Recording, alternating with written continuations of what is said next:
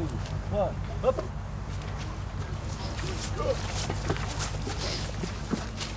I think if you can shoot in sequence, it helps everybody.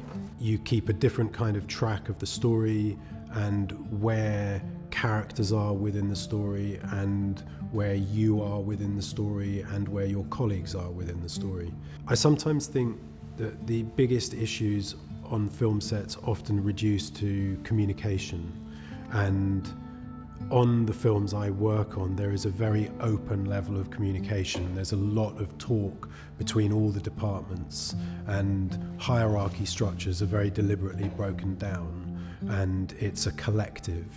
And that could make things rather kind of messy, potentially, and complicated and unfocused. But one of the ways you can mitigate that is if you shoot in sequence, everybody kind of understands where they are. And our story allowed us to that. Often you're chopping and changing backwards and forwards between time and place, but we go in pretty much, a straight line of time. And it has so many advantages in the production of the film, in the design process, but I think in the drama, for the actors, for the people making it, it's so much easier to progress, one step at a time. And if we all start to believe, this is our general mantra for us in design as well, if we believe what's on the screen and we believe that, then that translates straight to the actors and that will translate to the audience, hopefully. So I think many crews would love to do it in order, but it's not always possible. We thought a little bit, very, very briefly, about shooting in Louisiana for the landscape, but it turned out there were many very, very solid reasons why it made sense to shoot in the UK. 54, Alpha, take 4. Thank you, Joe.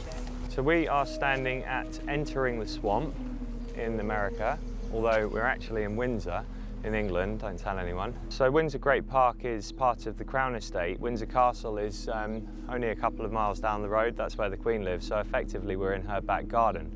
So when you think of Florida swamps, you don't necessarily think of the English Queen and her estate, but as it happened, when the guys first visited and looked at the pond as it was then, Alex said you can carry on scouting, you can look at other places if you wish, but this is where we'll shoot, it's perfect. We've dressed it with the little stumps as you see and the Spanish hanging moss, and created an immaculate illusion of a swamp in Florida. So we've made 20-foot bald cypresses which have a cone base. The things we noticed there were, for that sort of area, were cone-based trees and what we call knuckles and knees, it's a root system that grows out of the swamp areas to get, I guess, oxygen. So we replicated about 100 of those out of polystyrene, painted them, and we found this sort of knee-deep area and we popped them in with our trees. And hopefully, we feel it looks pretty spot on to that area. Right next to it, we have a pond area which allowed us to put in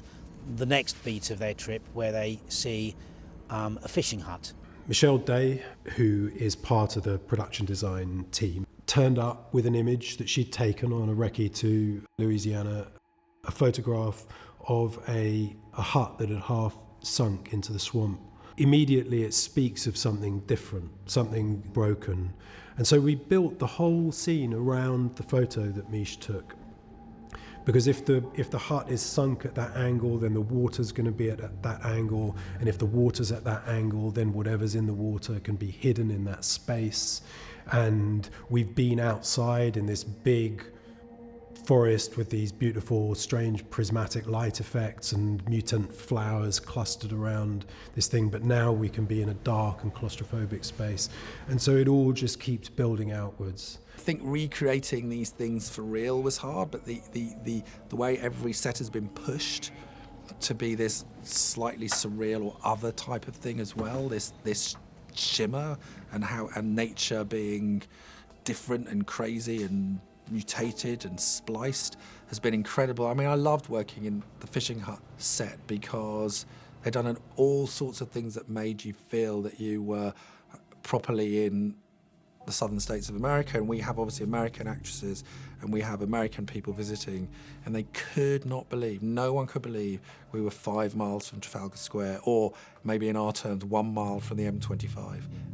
And so I think that was an amazing feat. So we had to dig out a section 5 metres square that we had to put this water tank in that created the base of the water hut, so they had clean, safe water inside the hut while they were filming, and give them the depth of water that was required also to do what they needed to do in the hut itself.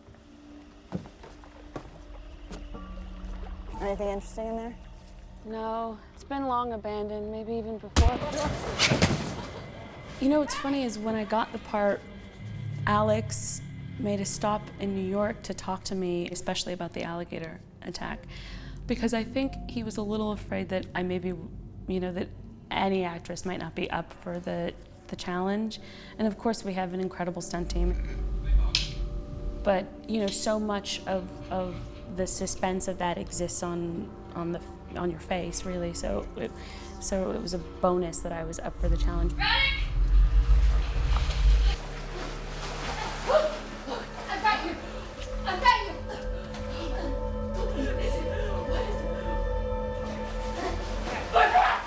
But he came to New York basically to explain to me what a tough day it was going to be. And I thought, are you making sure that I'm going to be okay, so that you really decide, like, can I make the movie? I'm going to be fine, I promise you. Tessa was absolutely brilliant, absolutely brilliant. A really, really uncomfortable scene. Get her, come on. And again, she didn't complain all day. I didn't hear a peep out of her. She was absolutely brilliant. We rehearsed that, so we built a tank for her to rehearse in, so that, you know, but it was warm water and it was clean, but, you know, she got the idea of, and we rehearsed the action with her, all the drags under, the breath holding, being ragdolled around by the alligator.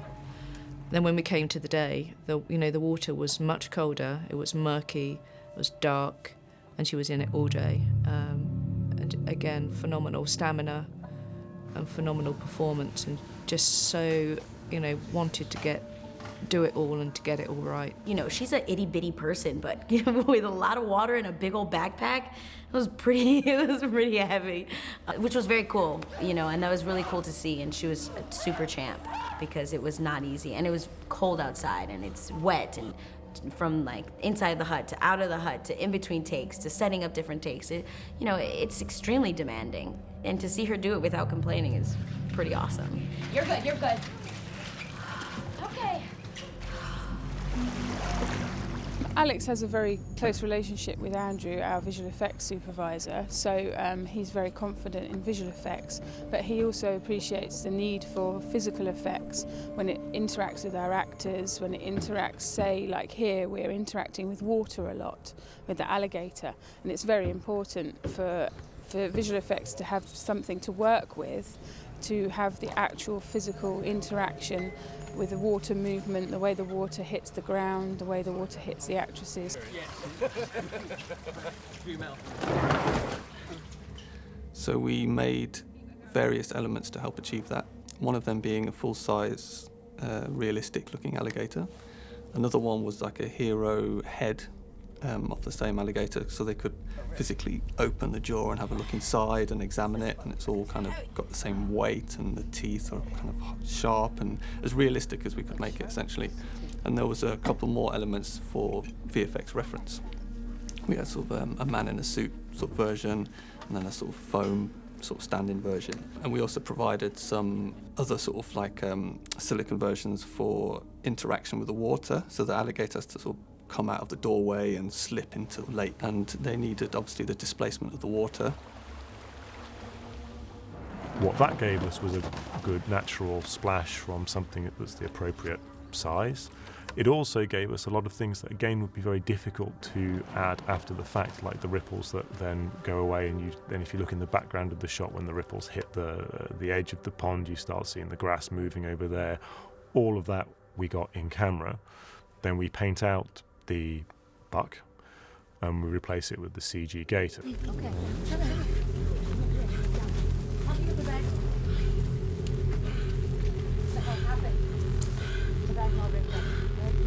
There's something in the water, something big.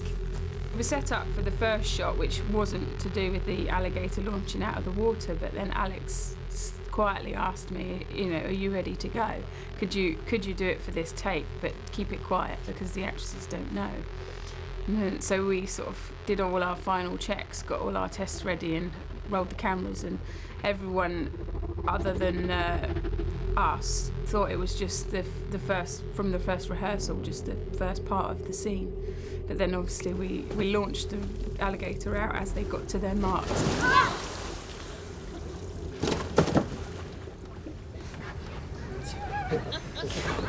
And they all jumped back, scared, and then fell about laughing. So it was quite funny.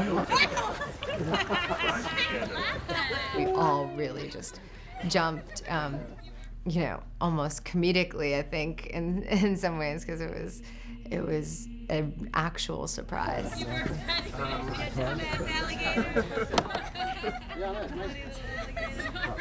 And between the world of practical effects and visual effects, really just Tristan and Andrew, and then, by the way, the special effects, you know, Hayley and the explosions, and all of them, then Joe and the stunts, like all of them, all they're really doing is just working with each other and saying to each other, in order for you to later do your bit best, what do you need me to do? And vice versa. And it's so simple, that. Gator.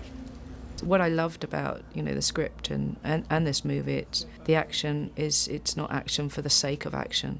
It's the story, you know, and that, if you've got that, then you believe what's going on, you know, as opposed to, oh, here come the stunts, you know.